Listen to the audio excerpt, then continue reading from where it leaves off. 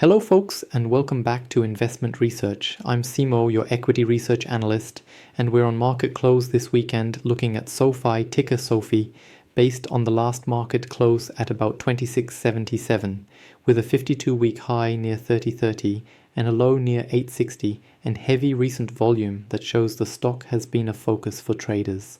Ahead of earnings later this month, the story has been part fundamental, part narrative, and part momentum.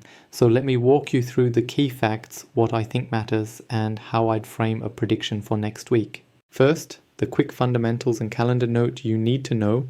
SoFi is scheduled to report third quarter results on October 28 before the market opens. So that event is the biggest near-term catalyst for the stock and will likely dominate price action through next week as investors position and hedge ahead of the print.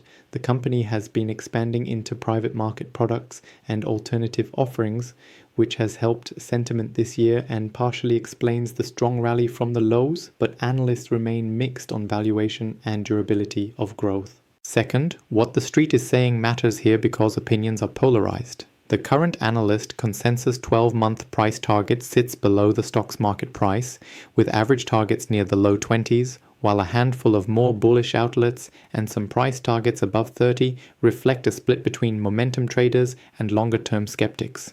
A recent KBW note raised its target but kept a sell rating, which tells you there is still structural skepticism among some institutional analysts even as momentum improves. These divergent views are the reason SoFi can move a lot on both good and lukewarm headlines. Third, the recent price action and narrative drivers.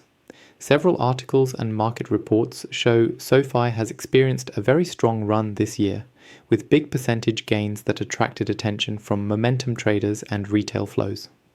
Corporate initiatives like launching lower minimum private market funds and expanding partnerships have been received positively by markets, and macro moves such as student loan policy or changes to borrowing rules can ramp investor interest in SoFi's lending and product mix. That said, the fundamentals will be judged on revenue growth, member and product growth, margins on lending, and any guidance management provides on reserves or credit trends in the upcoming quarter. Fourth, next week technical outlook and prediction. With earnings looming, expect the stock to trade on a risk-on, risk-off pattern as investors decide whether to buy the story or lock in gains. For next week, I see two high probability scenarios.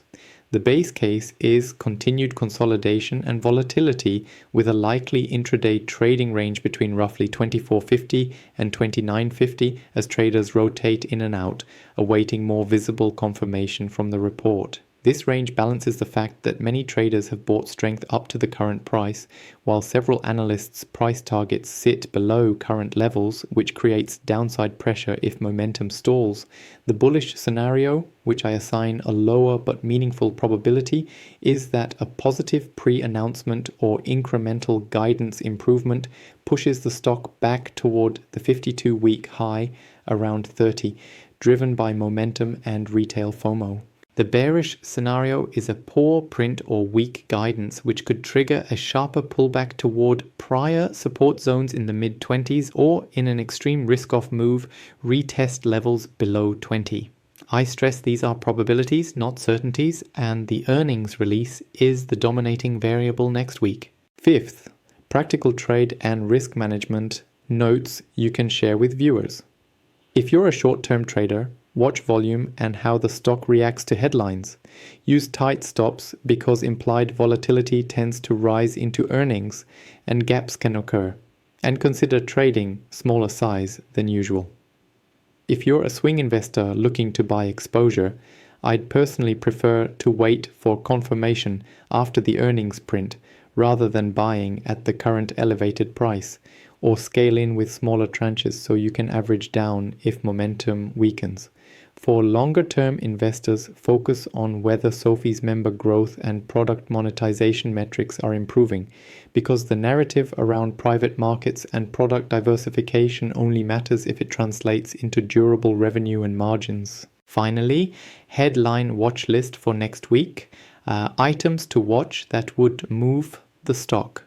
Any incremental guidance on loan growth or credit losses, updates on member and product growth, commentary on the private market product traction, and management tone on capital allocation.